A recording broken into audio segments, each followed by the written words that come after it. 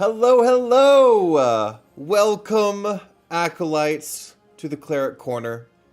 My name is Riker Smith, and here we're going to talk about all things Dungeons & Dragons, tapping into our higher powers to create worlds more unique and stories more impactful. Today, I am excited because we get to look at the monk. And the monk is something that, let's see, a lot of people have very polarizing opinions about. A lot of which goes to mechanics, though. So I don't think that we're gonna get a lot into mechanics. Of course, on this channel we don't usually tend to do that a lot. However, the monk, to me, is one of my favorite classes when it comes to flavor, because it's a flavor that nothing else really has. But today we're gonna put that to the test, to see if that's just myself putting that flavor on there, or if the flavor is really coming out of that monk, and the mechanics and the classes kind of set forth in 5e. So that's the exciting part, is we're going to see if what if what I've put on, or my expectations that I've put on the monk isn't just me, but it's actually the monk that's giving that. So here we have a DP in the chat. Hello, hello. Alvaro, hello, welcome. DP says, I have strong opinions. Good. Well, you are welcome to share your strong opinions. There's most likely going to be strong opinions in the chat, as well as coming from me, because I've come to the defense of the monk in a while, and let me know if the mic's a little loud. It says it's a little louder than normal, which is weird. But the monk is, again, something that either people love or people hate, and has even had multiple different iterations as far as mechanics go since it first came out. Specifically, I'm talking about the ones like in Tasha's Cauldron of Everything, but we'll get to that as well. Hey, we have Christian Mejia. Did I say that right? Christian Mejia in the chat, and Kelsey Gray. Welcome. Monks are, you put monks are fun, but frowny face. Are you sad that they are fun? I'm not sure what that means. But yes, monk. Anyways, but before we get into that, I want to give a special thank you to, which way do I always lean the wrong way. Welcome to my, thank you to my Patreons, with our cleric being Scott Burns and our acolytes Kaleidoscope and Weaver Atropos. Thank you so much for your continued support in making this channel a reality, and helping me help you guys in all of my content and the things that I get excited about on a daily basis. I just filmed and edited 2 videos this weekend that I'm super excited about. Tomorrow we get a part 2 of something. And I'll reveal that at the end of the stream. But tomorrow we will have a part 2 of something.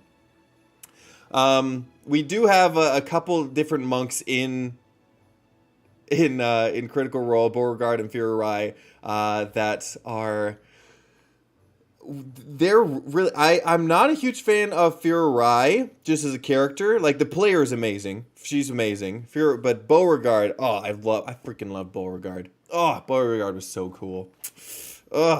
Anyways, I love Critical Role Season 2 is my favorite. Those of you who are Critical Role fans out there, Critical Role Campaign 2 has taken the cake for me. Even though I'm all caught up with Campaign 3 as well. But anyways, let's put that down. As we're going to go into that, we're going to look at the tier list as well. Just a reminder for those that are coming in and those that are visiting us for the first time. We're going to put it to the test. What does the monk do as far as flavor goes? Is it S? Features are in complete synergy with the class narrative. A key class for reflavoring, including multiple avenues for customization on one end, or on the other end, a D. Features seldom work with the narrative of the class. They are limiting and leaves little room for reflavoring.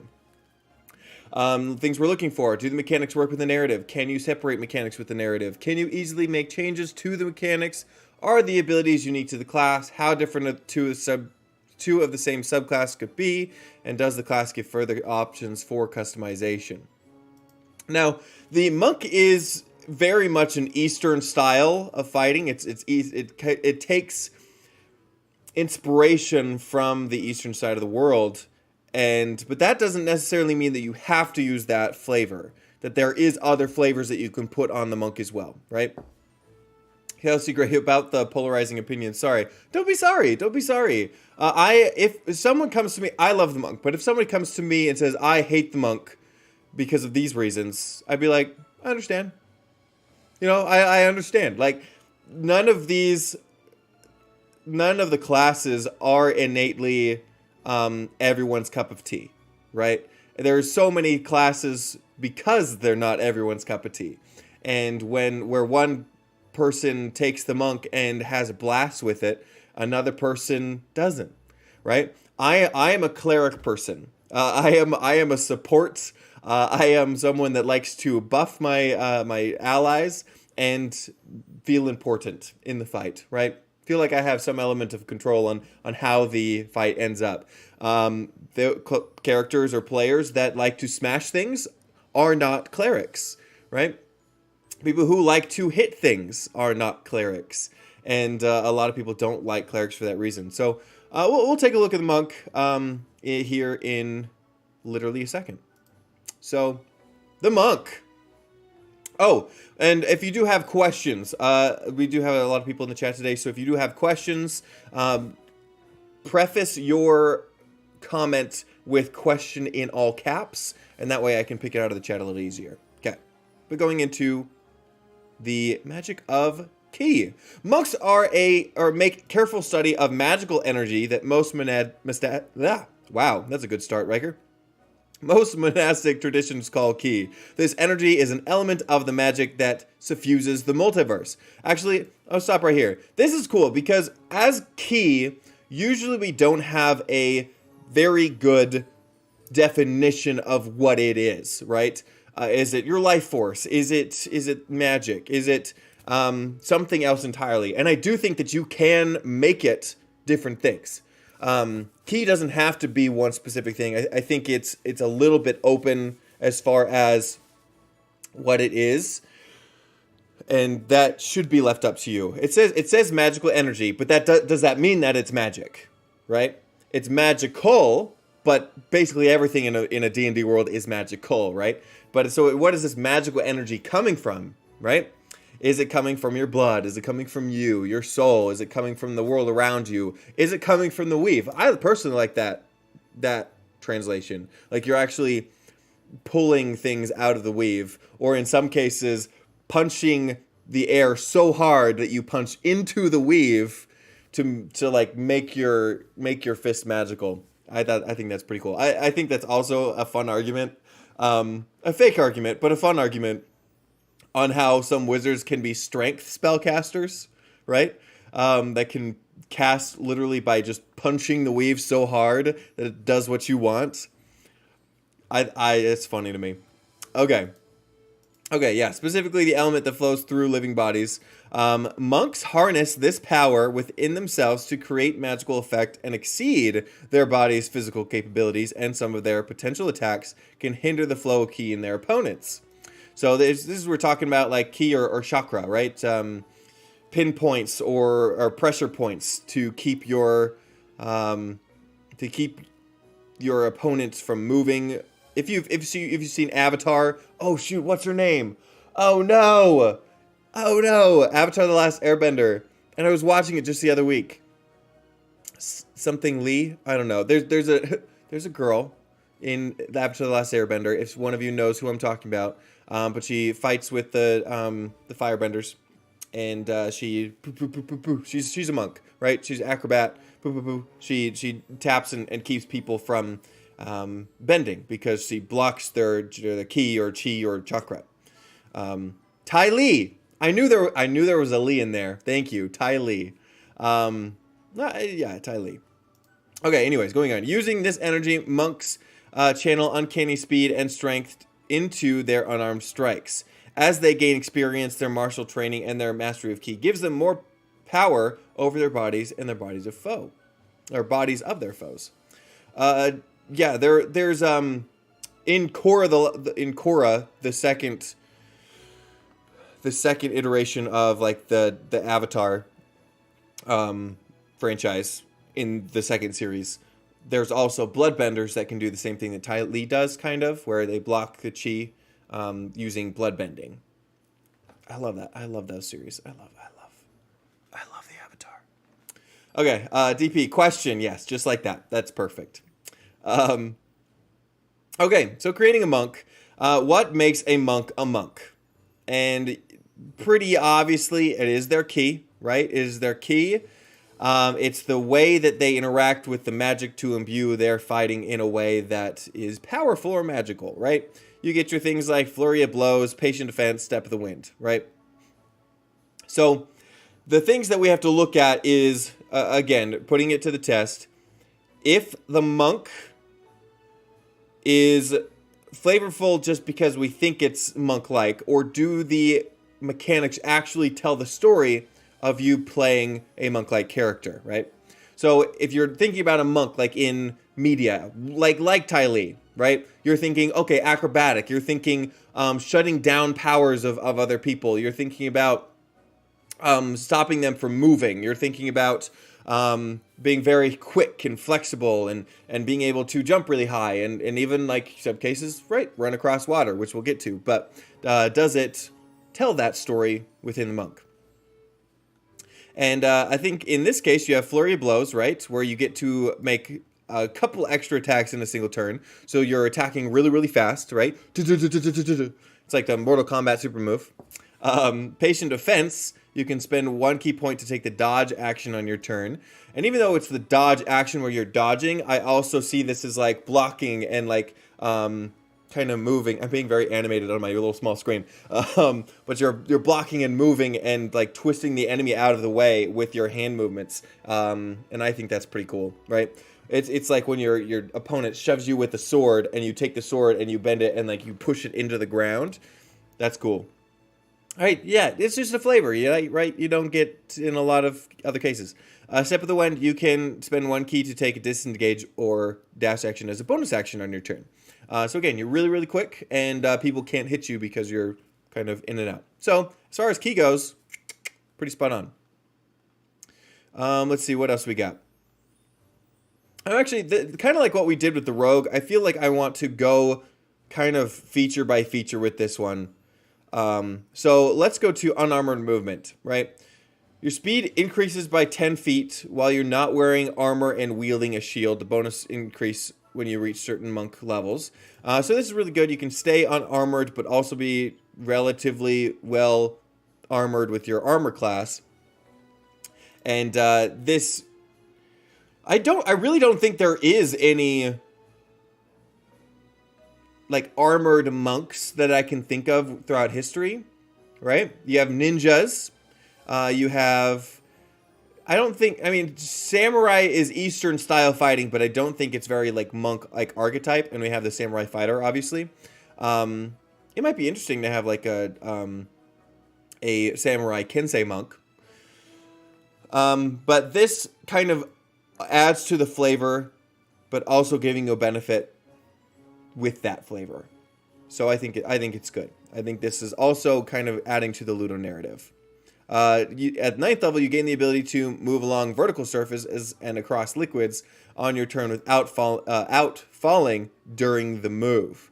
So as long as you're moving, now this one's always confused me. little sidebar. It says without falling during the move. So does that mean like you can go 30 feet during your turn and then you fall?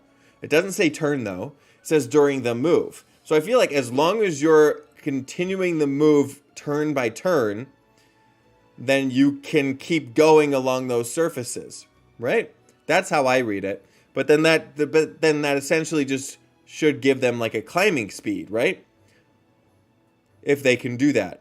Why can't they just have a climbing speed? But I guess climbing speed means that you can like stop somewhere along that wall. So it's a very interesting feature, but very unique to the monk class, right? Okay. Monk tradition, that's when you get to choose something else, or the subclass, which we'll get to. Deflect missiles. Oh, I love this feature. Oh, I love this. I do wish it was a little more powerful as in higher levels, but deflect missiles. You can use your reaction to deflect or catch the missile that you're hit by a ranged weapon attack. When you do so, you take damage I also feel like this should be, maybe even if not at higher levels, I feel like you should be able to do this on physical weapons. Did they change that in Tasha's? We'll see in a minute. But you can do this like when people attack you with a sword, right? Because again, you can parry or grab the sword and like guide it into like a different area of your body to make it hurt less or something. Right? I think like you've seen monks do that in movies. DP, it's difficult to make an effective unarmed fighter of another class, even if it would make perfect sense, since they don't want to encroach on the monk's main gimmick. Yeah. Monk takes the unarmed fighting trope. They have unarmed fighting as a fighting style with the other classes, which gives that capabilities. But I do feel like if people want to play an unarmed fighter, they do kind of trend to orbit the monk. People think that putting the unarmed fighting style on other classes kind of does encroach on the monk. But the more options out there, I don't think is a bad thing. If you want to play an unarmed striker with the monk class and like the movement speed and the deflection and all this stuff, that's great. If you want to be an unarmed fighter, more like brute style, a fighter or barbarian might fit your cup of tea a little bit better. But anyways, deflect missiles. When you do so, the damage you take from the attack is reduced by 1d10 plus your dex plus monk level. If you reduce the damage to 0, you catch the missile if it is small enough for you to hold in one hand. Meaning that maybe you can't catch a cannon, although how freaking cool would that be? Okay, have you seen Kung Fu Panda? I pretty sure, I think it's like Kung Fu Panda, 3? He catches a cannon. He catches a cannonball. So I've seen it in media. I think a monk could stop a cannonball. And I think that would be dope. But yeah, it's the scene where like he's kind of, it's been so long. Poe is like up in the air and he's like got this spiritual energy around him, and like these cannons are being shot by him. He like takes them and he throws it around himself, and whew, he throws it back to Kung Fu Panda 2. Okay, he throws it back into these ships. Such a good monk moment, man. Oh, so good. Okay. Going on, slow fall. Beginning at 4th level, you can use your reaction when you fall to reduce any falling damage you take by an amount equal to 5 times your monk level. And yeah, it's just a good feature, right? You basically take 0 fall damage most of the time. Christian, not only he catches a cannonball, he redirects it. Yeah. That's what I'm saying. It's deflect missiles, and those missiles can look like a lot of things. It would be very interesting to be like a siege monk, right? Where you're catching just almost like you're a psychic. Well, yeah, let's say like a psychic monk, like a scion type monk, where you're with psychic energy or telekinesis, you're able to catch like trebuchet rocks and deflect them back into the crowd. That would be cool. Just kind of flavor your whole build on a deflect missiles type of build with those kind of things. That's cool. Oh, I want to make that now. Hold on. Okay. Slow fall, I think, is great. It's very monk-like as far as being very agile, right? Extra attack, super nice on any fighter. Stunning strike. This is where, like, a lot of the monk's capabilities kind of gravitate towards or orbit around, because I think when you think monk, stunning strike is like the go-to feature, right? People think that here's the argument that I've been hearing. Monks are weak, right? They're not as strong as other classes because stunning strike is so powerful, right? And because of this feature, the stunning strike, they've had to like mellow down everything else. I think that for stunning strikes, to say something against stunning strike, a lot of creatures have very good constitution modifiers, especially high-leveled monsters. So when you get up there, if they're not immune to stun, which they're not usually, But if they're not immune to stun, they usually have a great constitution modifier. So unfortunately, people are very good at saving from this. However, you have like 5 different opportunities in one turn to get them off on every hit.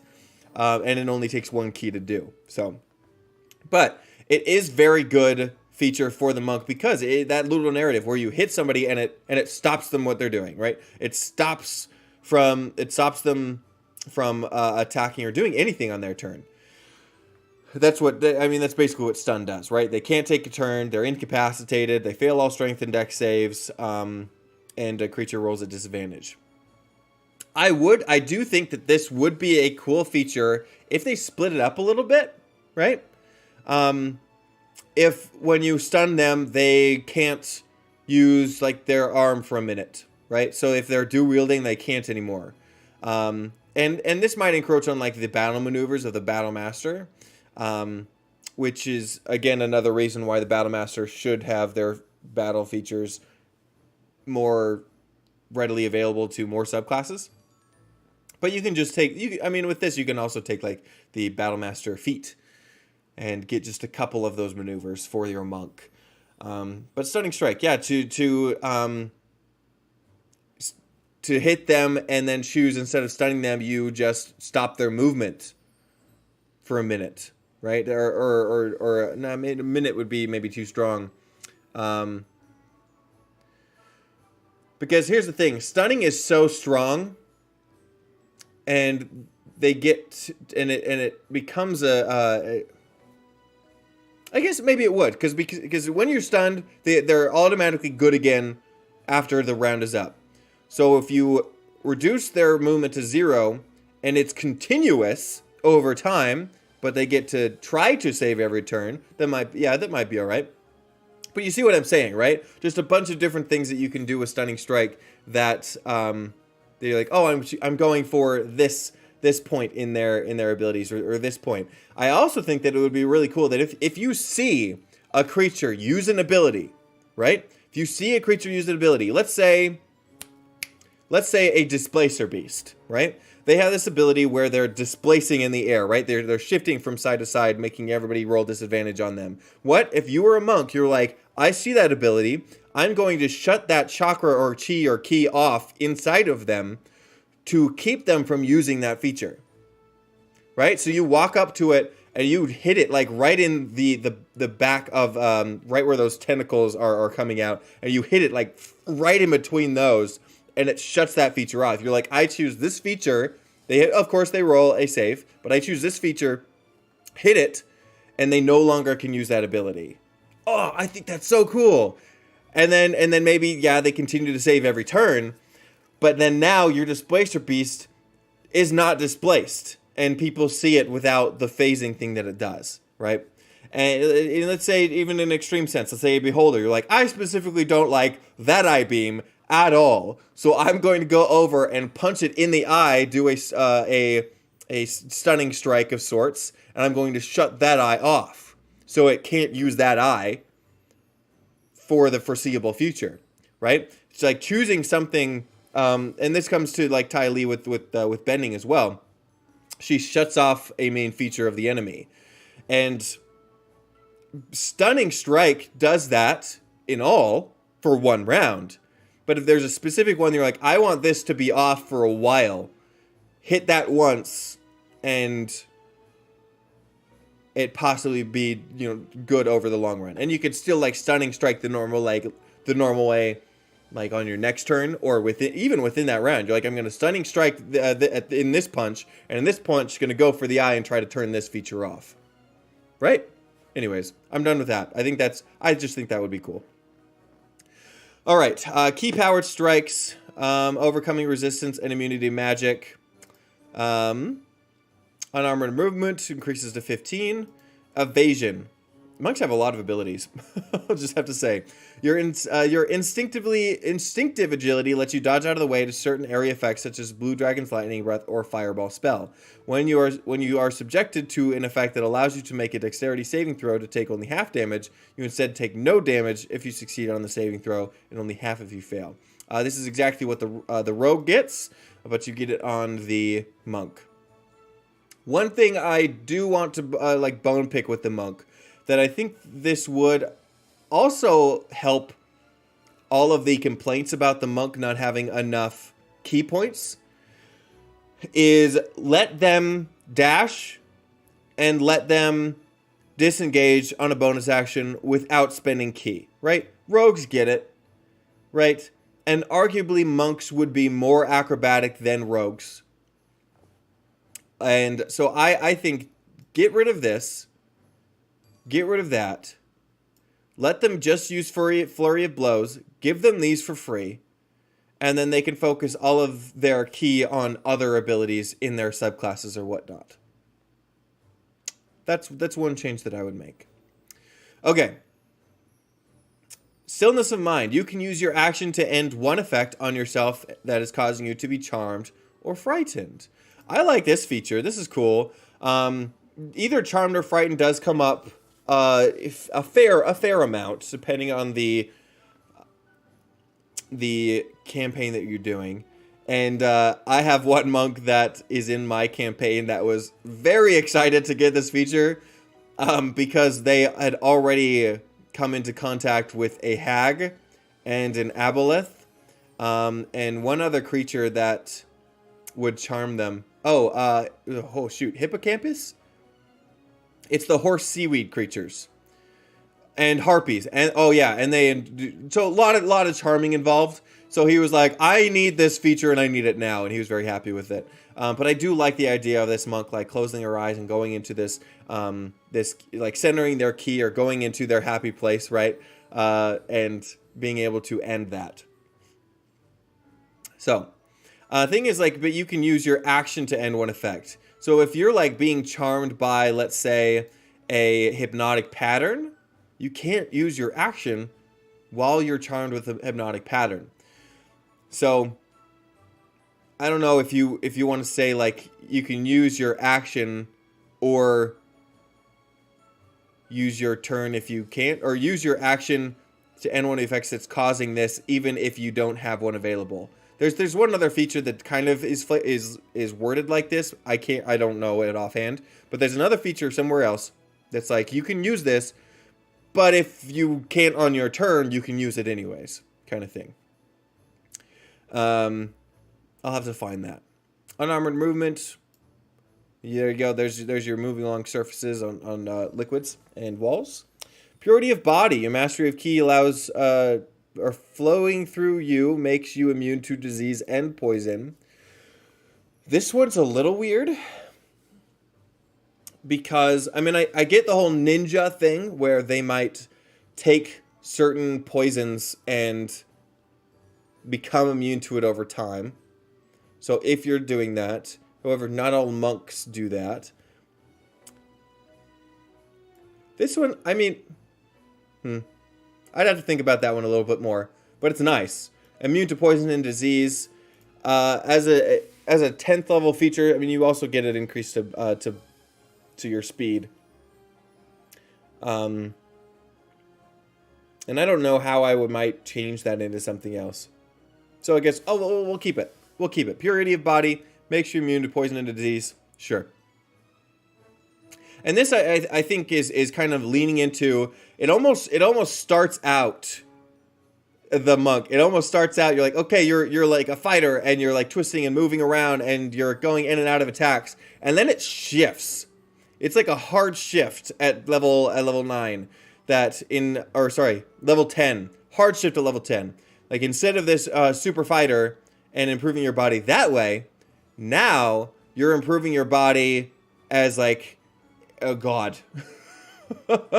You're making yourself a higher level of being, right? It's like a self-actualization, which makes sense. Like you're reaching this higher level of in your class, you're reaching a higher level of self. Because as you go on, we get the tongue of sun and moon. Learn to touch the key of other minds and understand all spoken languages. Moreover, any creature that can understand language can understand what you say. Great, right? That's awesome. And I think that maybe this is why a lot of people don't like the monk, because it's no longer benefiting your fighting, right? It's no longer doing that. Now it's turning more into utility. Now it's turning more into flavor text. Diamond Soul. Whenever you make a saving throw and you fail, you can spend 1 key point to re-roll it and take the second result. This kind of goes in line with oh, was there something else? Maybe I'm okay. I thought I saw something else, but never mind. Saving throw when you fail, you can spend 1 key to re-roll it. Awesome. Timeless Body. Okay, this is a big one. Your key sustains you so that you suffer none of the frailty of old age, and you can't be aged magically. You can still die of old age, however. In addition, you no longer need food or water. So again, self-actualization. Here's another utility one. When you use your action, spend 4 key points to become invisible for 1 minute. Okay, that's utility, but that's also fighting.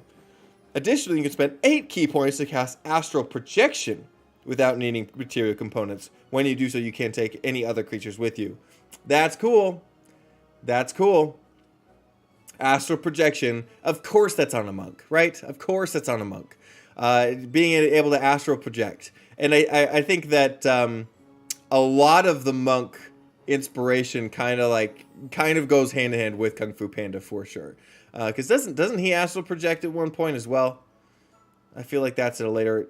I need to do a Kung Fu Panda binge watch. Our D&D game is canceled tomorrow, so I might just do that. I might just do a Kung Fu Panda binge watch. Get my monk inspiration for my game. Poop Lord says monks are cool, and I don't see enough of them. Yeah, I don't see enough of them either. And that's the most I have to say on this topic. With the monk, there's a monk in my party. DMs are scared of monks. Okay? Doesn't matter if people think they're strong or not. DMs are scared of monks. Monks can get into places where they shouldn't go. They stun all of your monsters, right? Basically nothing is immune to stun. There are a couple, but basically nothing. Aristocrat, hello, Marina. How's it going? How are the monks doing? It's going good. It's going fantastic. The monk is going great as far as ludonarrative goes. In my opinion, it fits very well with what you expect to see with a monk. There again, always a couple changes, but yeah, I love the flavor of the monk. Let's finish it out here because unarmored speed increases to 30. Awesome. And when you roll for initiative, this is where it all falls to pieces. When you roll initiative and have no key points remaining, you can regain 4 key points. No! Give us something better with the perfect self, level 20 Capstone. But there is 1.5 million videos on how to fix that. So, Aristocrat. Yeah, as a DM of the monk in my party, can confirm, hate stunning strike. Yeah. It's awesome. And as a monk, this is where I'm gonna okay. This is where the monk shines because, again, to me, nothing else in D&D gives you the feeling of an Eastern style ninja or monk like this class does. Nothing else. You can play a fighter. You can play a barbarian that are unarmed fighting styles.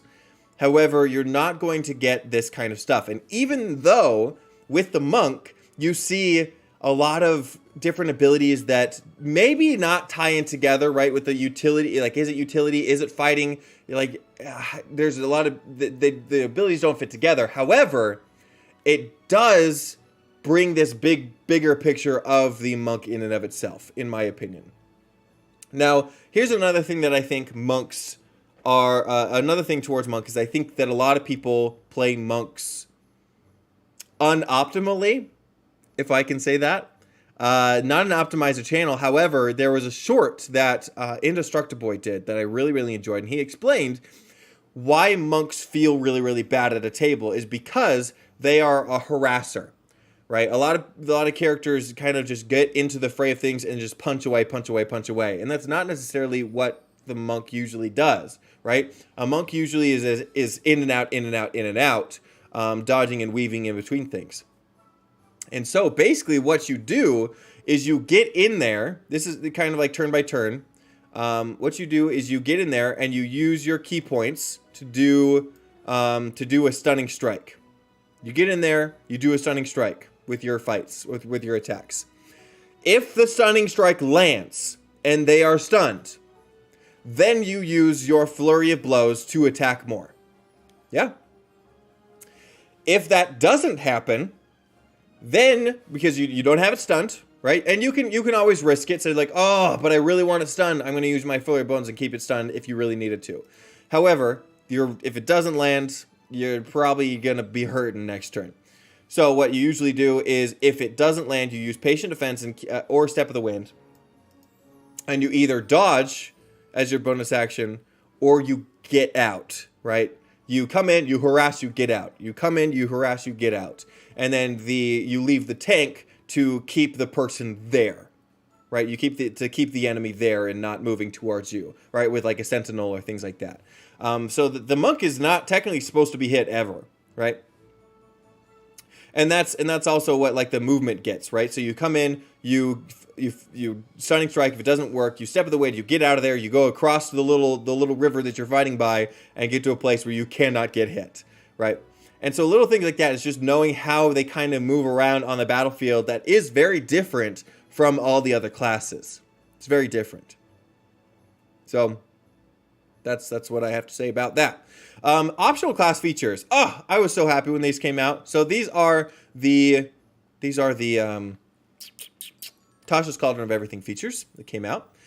We have dedicated weapon. You can train yourself a variety of weapons as a monk, not just as simple melee weapons and short swords. Whenever you finish a short or long rest, you can touch one weapon, focus your key on it, and then count that weapon as a monk weapon until you use this feature again. With this, I was so happy because now you can really flavor your monk to be something cool. I think you can use a glaive now as a monk, have it be your weapon, and attack with it.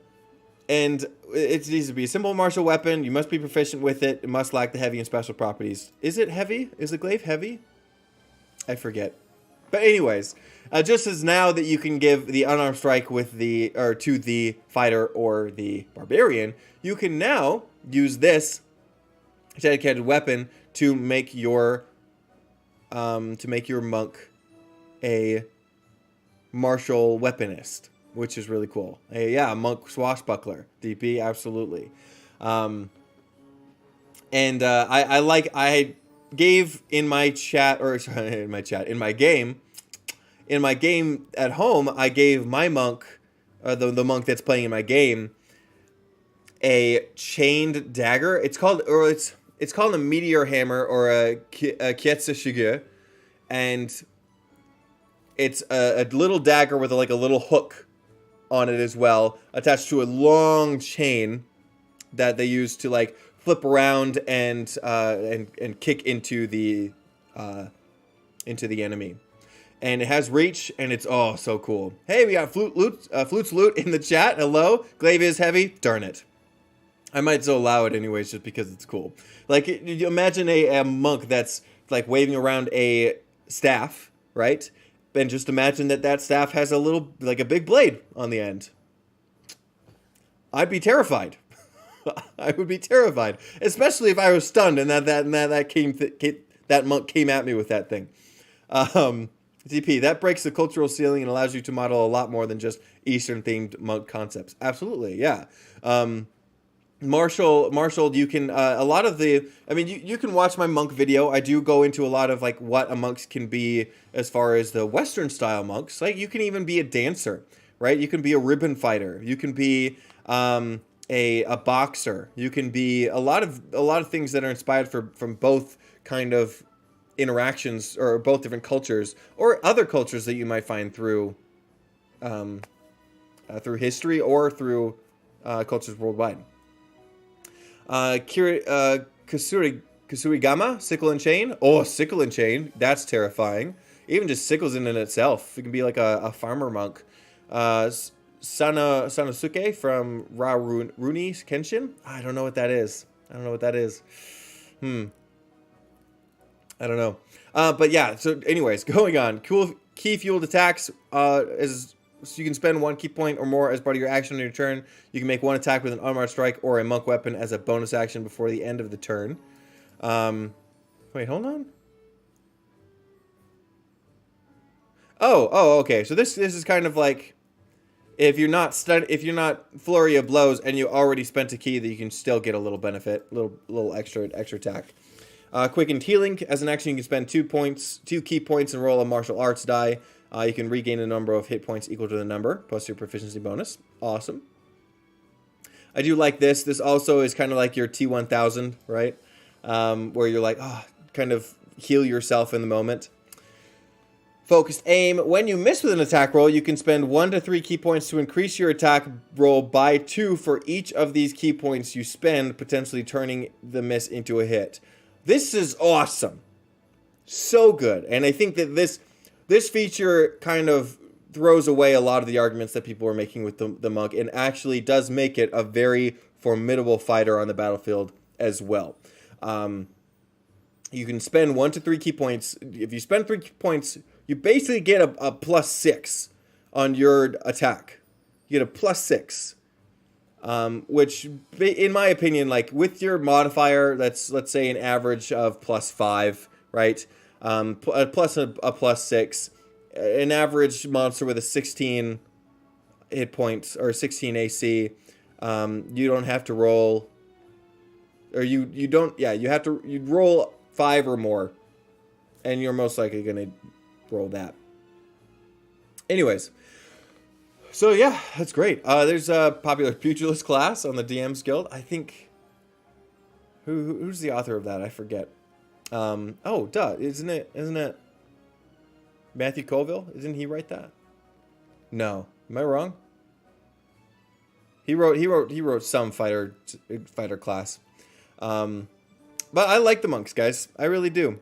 I like how it comes out. However, this is the thing that, as far as flavor goes, it has a lot of ludonarrative, like, you play a monk, you get exactly what you're paying for. But there isn't a lot of customizability, right? You have the key points on our evasion. No, the only customizability you really get with the monk, is the dedicated weapon. But any fighter, any barbarian can use exactly what a monk does without this feature.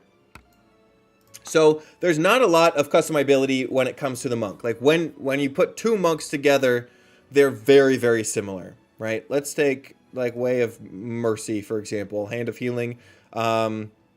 These people are really good at infusing their strikes with either healing energy or necrotic energy, and they don't have a lot of customizability either. They're very evocative archetypes, each of them, the monk's subclasses. However, you're not going to get a lot of, or any customizability with these features. How I would do customizability, again, give them kind of like martial art styles, right? I don't know why they haven't done a subclass like this, but like a spirit animal, like fighting style. Like you can choose a list of fighting styles. Like, are you the crouching tiger? Are you the slithering snake? Are you the standing crane? You know, kind of like things like that. Or I think would be cool, like, these are the features that you get with this. Perhaps you get an extra stunning strike ability, right? Perhaps you're like, oh, you can use stunning strike, or you can also, if you're a crouching tiger, you can use this stunning strike to keep them from moving as well, if you wanted to do that. Or if you're the crane, you can use your movement to or no, maybe that one would be better, because it's just like, oh, you can't fly no more, haha. Yeah, things like that would be really, really cool. Oh, Benjamin Huffman. Duh, that's right. Yeah, Benjamin Huffman. He wrote that. Aristocrat, I love that the word ludonarrative is getting some rep on your channel. I don't know where I got it. I feel like one of you guys came up with that word, or introduced me to that word first. Because I didn't know what that word meant until somebody brought it up in the chat. I'm like, oh, that's a really cool word. I looked it up. I'm like, okay, I guess that's a great word to use for this. So I think it's cool that it is taking up some speed or recognition. However, I can't take credit, unfortunately, right? But I am using it a lot, that's for sure. It'd be Someone brought this up to me the other day. They're like, "Oh, it's like a drinking game, right? Let's see how many times you say ludonarrative in one stream." Because once you find that one word that works, you're not really using any other word. Okay, that's on the monk. I actually want to show you guys it's one more thing before, and it's not monk related. So let's go into the tier list real quick and let's figure out where we feel that this monk lies. Okay. S tier, features in complete synergy with the class narrative, a key class for reflavoring, including multiple avenues for customization. Again, not a lot of customization. So, and as well, just put in the chat what you think it is. A, strong features that promote creativity with the right brainstorming a lot as possible. B, offers decent reflavoring options and provides good narrative, although only for specific instances. C, some ludo narrative is present, reflavoring is possible, but specific features make it very difficult. And D, features seldom work with the narrative of the class they are limiting and leaves little room for reflavoring, right? So with the mechanics, or can you make changes to a lot of it? You don't really need to. The only thing I really kind of mentioned was like switching out stunning strikes for different things. Giving a little bit extra to deflect missiles, and heck, you can always give new things with key for your monks, right? Say like, oh, there's one thing that I want you to, or that you can do. Here's an extra little feature that you can spend key on, right? I have my monk. He doesn't do or spend key to do it, although maybe he should. He has a feature where he can sense like the souls or the key of other people. So he can like take a moment, take an action, and sense the souls around him. So if he is like wanting to see who is past this door, he won't know what type of souls those are or what kind of individuals those are, but he would sense like, oh, there's 2 souls in that room. Take that how you will. And like things like that are just, I think are super cool. So anyways, I would probably say B. Yeah. Let's see. B. Reflavoring is possible, but specific features make it very difficult. Maybe C. Yeah, I could see B to C. I want to be kind with the monk because it is pretty awesome. Just the way it's only a B because the ludo narrative is so strong. There you go. Take your drink again. Yeah, it's only a C because it's the Eastern style monk type class that you play that's not represented anywhere else. Yeah. Kelsey Gray, A, I think the fact that it has so many features allows for even more reflavor than other martials. Awesome. We got an A for the monk. That's awesome. Yeah, I think, I don't know. I gravitate. I've played some monks. I've played some fighters. I've played some barbarians, and each of them are, I feel, are greatly different enough that you can enjoy each very, very well. And I appreciate having the diversity, right? At the end of the day, people can talk smack on my monk. People can talk bad about how the mechanics work or how things kind of line up. But to me, when I play a monk, I feel like a monk, and I like what kind of story that it brings not only to the character, but also the story as a whole.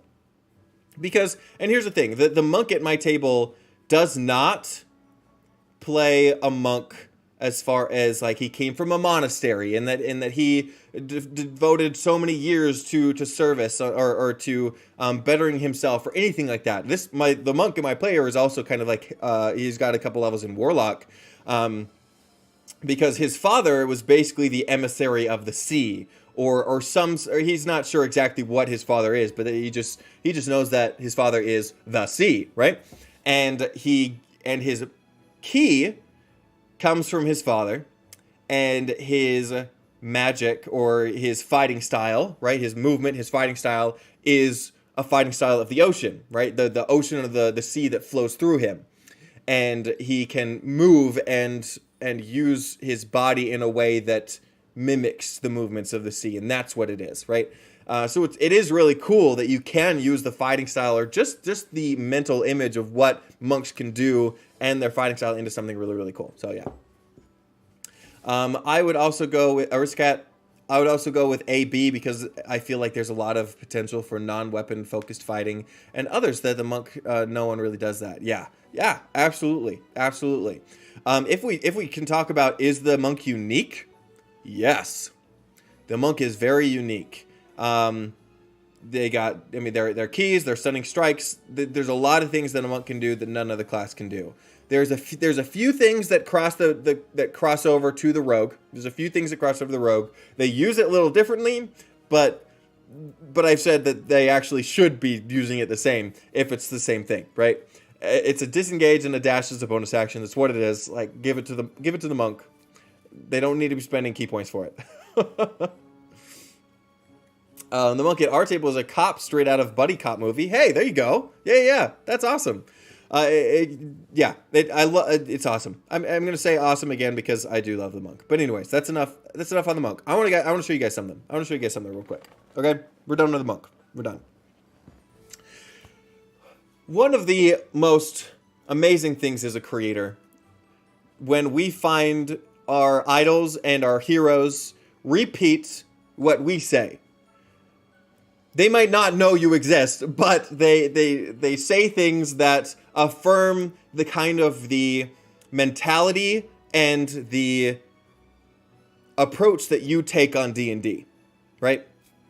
And I found a couple of videos this week that really did that for me. And you know that I talk on this channel a lot about how the lore and flavor text around classes and other features are simply just that. They are descriptive, they are not prescriptive, right? Meaning that if you are playing a monk, being a monk or a ninja or coming from a monastic place is that flavor text. And if you strip that away, you can replace it with something else and changes nothing about the mechanics, but becomes something new and something uniquely yours, right? So I was actually doing some research for an upcoming video, and we'll see if you can guess what it is by the context of this video. But I was looking at a video by Keith Baker, and Keith Baker almost word for word kind of went over what I talked about in my Wizards Can Be Druids or Druids Can Be Wizards 2 video, which I think that was really cool. But enough of the subtext or the lead in. I'm gonna show you guys. Okay, hold on. Oh, let's do. Gonna get it ready for you guys. Sorry. Okay. Here we go. Keith Baker. Everyone, this is what he says. We're gonna listen to it. Great Old One patron as the trust. And, you know, and actually like that, you know, you're getting this telepathy, but that's some kind of magical, you know, almost these things that you get as class features are magical spy gadgets. Oh. And I just remember thinking that was such a unique take on. Hold on. I think I went to the wrong thing, or at least the wrong time. Let me go check the time on this. Why did it skip ahead?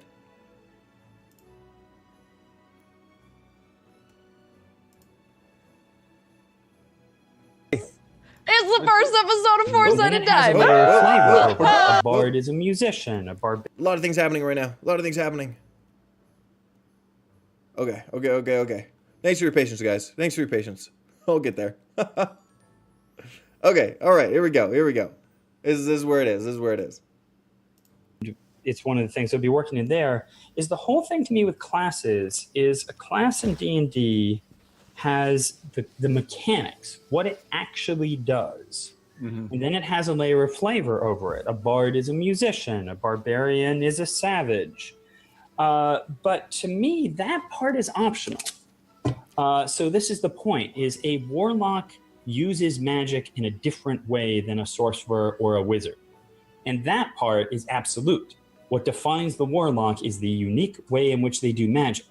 Mm-hmm. Now, the actual mechanism of the patron is something that you can decide what are you doing with, what do you want to do with it.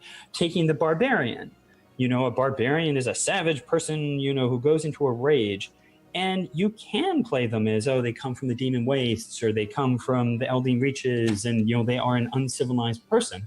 On the other hand, in one of my campaigns, we have a Warforged barbarian who the whole idea of his rage isn't so much anger as it's sort of shifting into a battle mode. Right. Where he Like sort Henry of Cavill. yeah, and he just and he sort of buffs up, and that's why he takes less damage, and he just can't maintain it for very long. And So yeah, so there you go.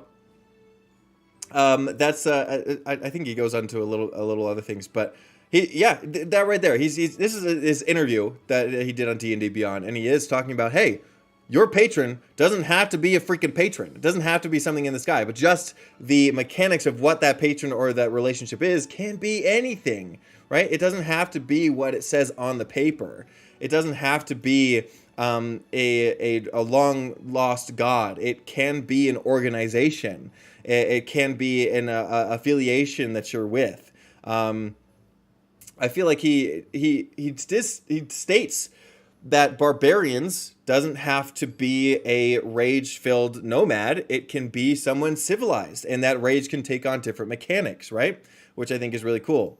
We're actually going to go on because he does go into something else too. Here we go. And I think I do think it's really cool. Okay. So to me, as I said, it's that kind of thing. A bard. A bard can be a musician and a song person, but you can also say, oh no, my bard is a spy who just knows a little bit of magic and is, really good at talking to people. Mm-hmm. Or my bard's a wand slinger, as we talked about. That's cool. That's cool. And so that's one thing I always encourage people to do is don't be limited. Mechanics are mechanics, and they're there to define how your character works. Mm-hmm. But the bit on top of that is story. And if you and your game master, or as long as your dungeon master agrees with your idea. Okay, this is what he says. He says that it's just a story. It's the story that's put on top. If your character is telling a different story, if your DM is telling a different story than what WotC or the Forgotten Realms is trying to tell, then it's okay to replace those flavor texts. It's okay to take those away and make it something else. If it makes it easier for you, stop calling it a monk, right? Stop calling it a monk. Take the monk off and say, oh, this is just because the word is in the chat, a pugilist, right? Instead of a monk, it is a godborn. I don't know, right? And then with that story, you can use the same exact mechanics or change it however you want to be, but then using that to tell a different story. I think that's super cool. I'm playing a Warforged druid in a game that's just starting up, and the whole idea is I don't know nothing about nature. It is just I have the ability to alter my body, to change shape, to adapt. Yeah, the spells I've chosen are things that all fit with the idea of this is just me using my body, which is made of roots and such, in an interesting way. Yeah. So that's pretty cool. I do think that with and that again, that just comes down. He was a Warforged druid, right? Who's not an actual human being with more like robotic kind of thing. And I've heard people bring up, oh, just be like a transformer druid, which I think it would be pretty cool. And I do think that's pretty cool. So let's go into the second video that I found just this week. It actually came out this week, and as I was watching, I'm like, "Ooh, that's so cool!" He gave an example. This time we're looking at Matthew Mercer. So let's look at Matthew Mercer, that one also went off. Why didn't it save the times for me? I don't know. I don't know why it did that. But now I have to figure out where it starts. Okay, I got it.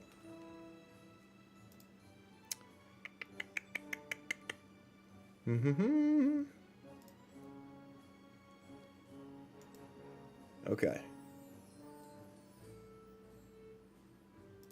Okay, here we go. You guys ready? You guys ready for this? You guys ready for this? Here we go. Here we go. Matthew Mercer, everyone. Oh. Words. So yeah, I don't know. Part of it, I think, is just finding some identity with it. Yeah, I think I think when you start playing role-playing games too, when you're learning the rules, you're learning how the game's dynamic works.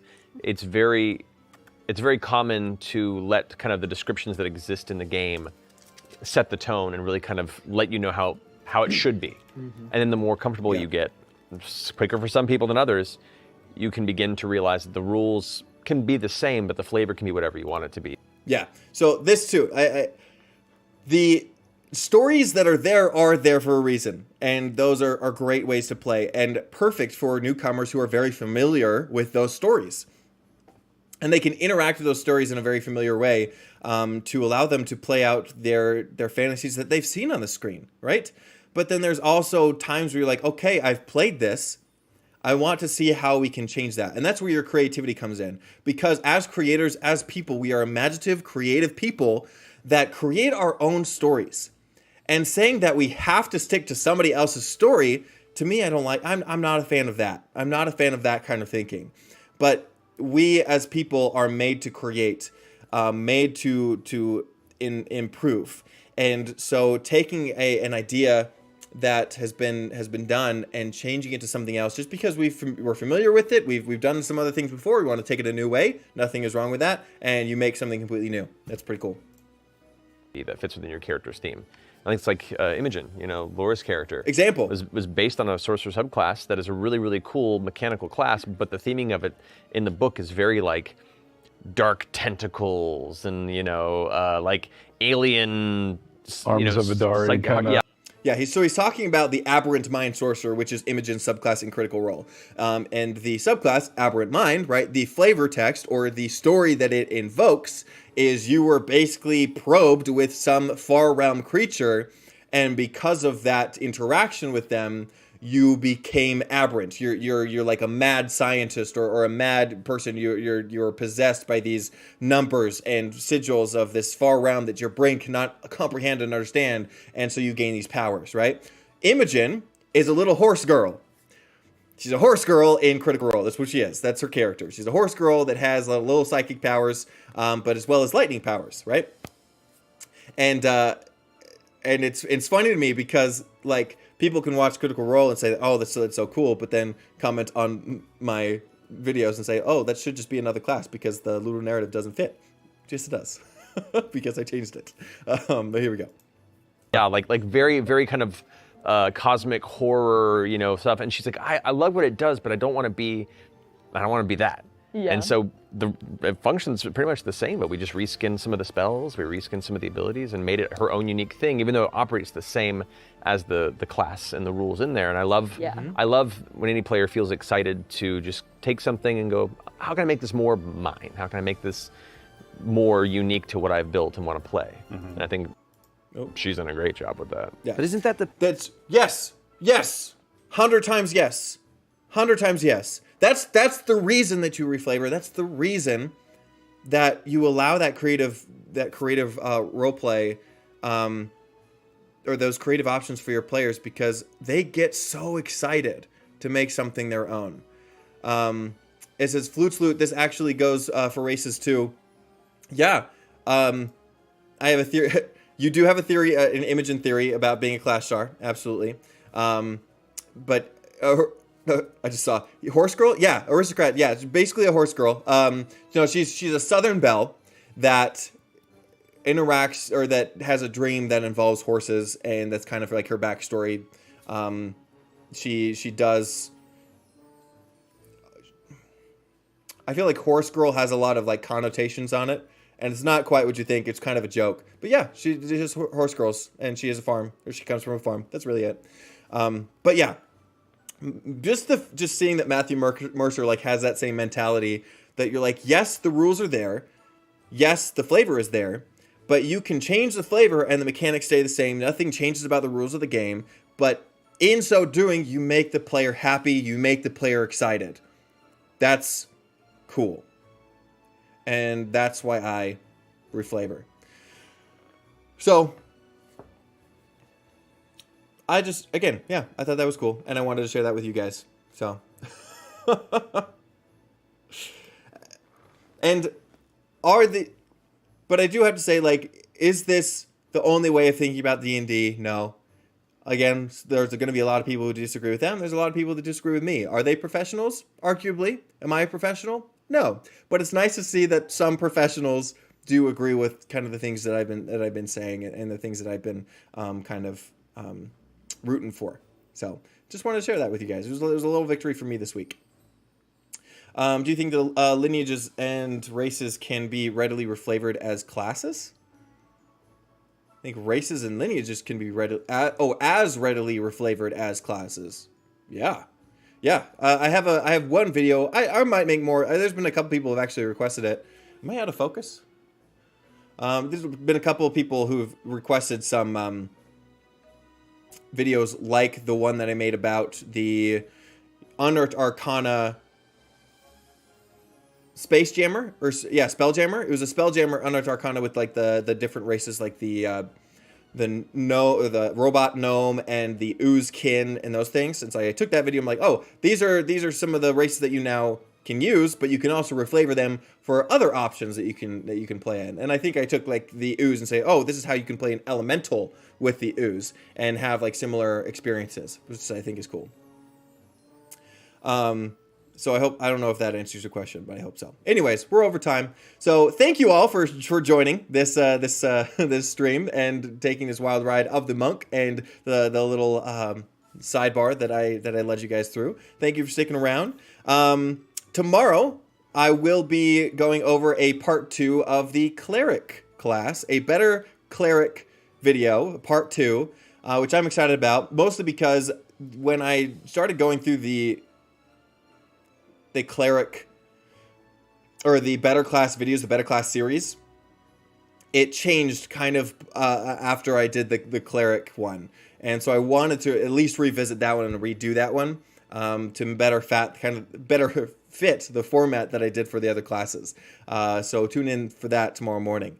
In the meantime, like the video, subscribe to the channel if you haven't already, help the videos go around, and root for the algorithm, as YouTube likes to be a little mean sometimes, but I like how successful these videos have been, and that you guys like them. So in the meantime, go out there and spread the good word of D&D and make the world a better place, both on and off your tables. See you in the next one.